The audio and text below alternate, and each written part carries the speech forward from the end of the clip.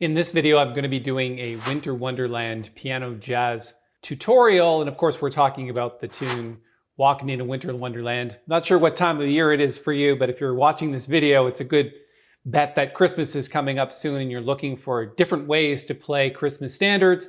And so you're going to want to stick around for this video because I got some really neat chords to share with you. I'm also going to share with you the sheet music. We're going to walk through the piece together, and I'm going to give you some insights into how I approach it. And we're going to get started in just a second.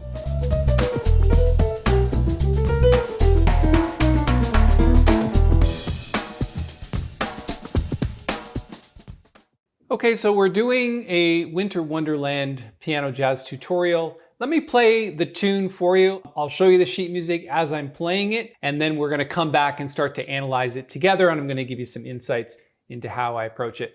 All right, let me play the tune for you now.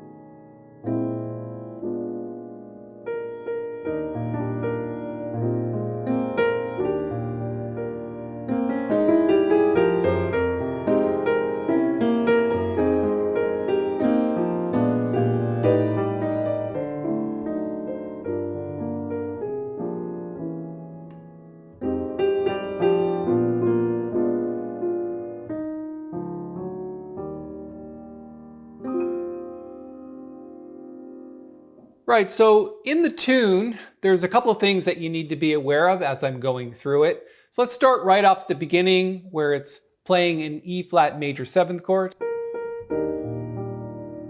I kind of like that sound where you're taking the 7th note and you're putting it against the root like this. That's a neat sound. So you might want to play that and stretch the notes out in the left where you're playing tenths.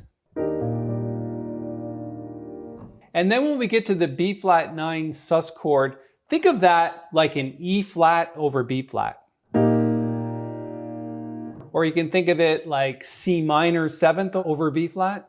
I think that's a good sound. Let me write that out for you so that you have a good shot at picking that voicing out. So let's analyze the B flat 7 sus chord and think of it also like maybe E flat over B flat. So what we're going to do is we're going to throw the root down and the 7th, so B flat and A flat.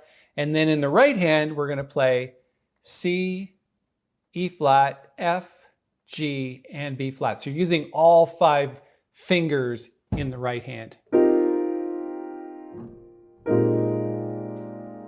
So if you play that riff together,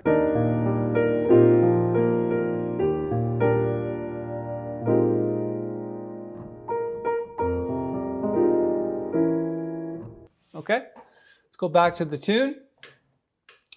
And what I did here was I actually threw in a chord. So let's take a screenshot of this. And we put a chord here, which is C7 flat 9.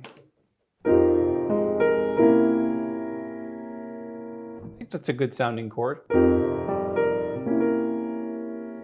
So you might want to think of that like a diminished chord in the right hand. So let's take C7 flat 9 and just go put the flat 9 in there, which is D flat, F, A natural, and B flat.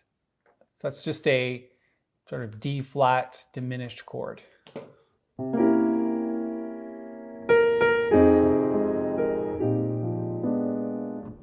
And then what I do on the B flat chord is I go back to F minor, and then I play B flat.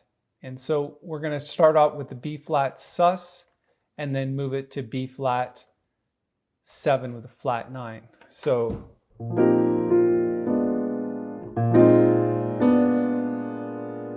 moving the 1 and 3 of C minor down a half step. It's kind of a common sound in jazz. So from the beginning.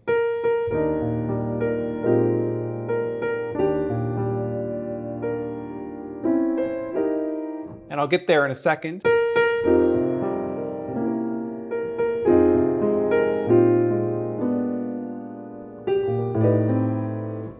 Okay, so let's tackle the E diminished chord here.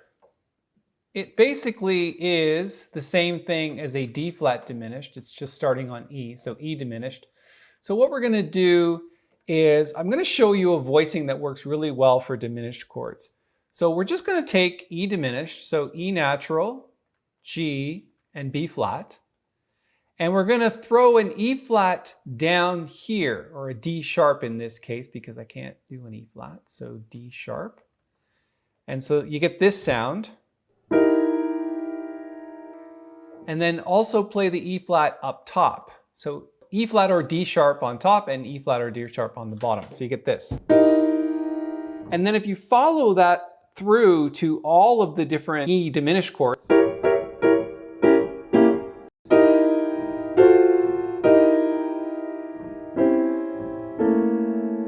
it's kind of a cool sound. So the diminished chord appears within the octaves that you're playing on the outside.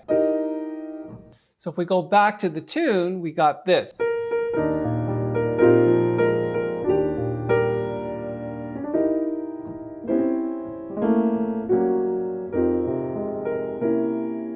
And it gives it that diminished dissonant sound that you're really looking for, which I think is nice. There's obviously other things you can do there, but you might want to try that.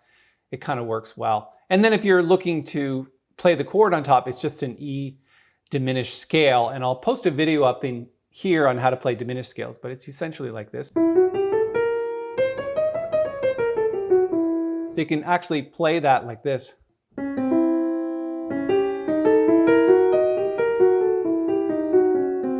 And it gives you those inner voicings.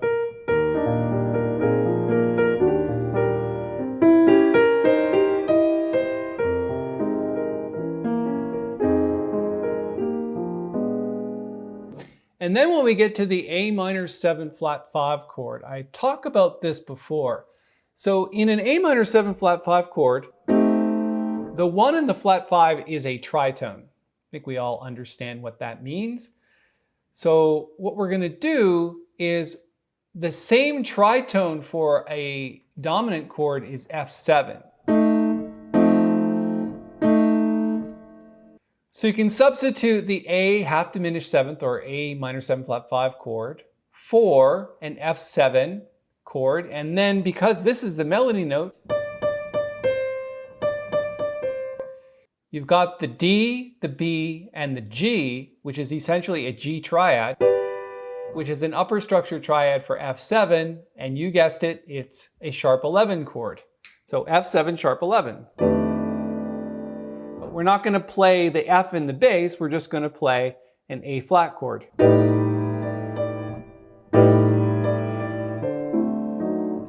So again, we're going to play the E flat here in the right hand. And then in the left hand, we're just going to play 1 and 7 of A half diminished 7th, which is A natural and G.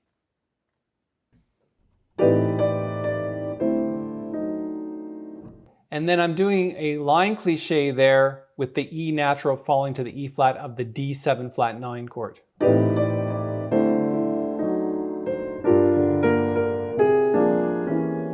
Doing it again with C7.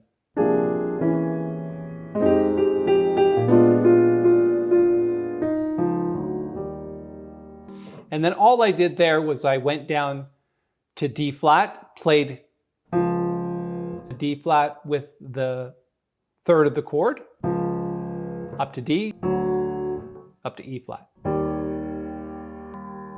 So let's play it one more time.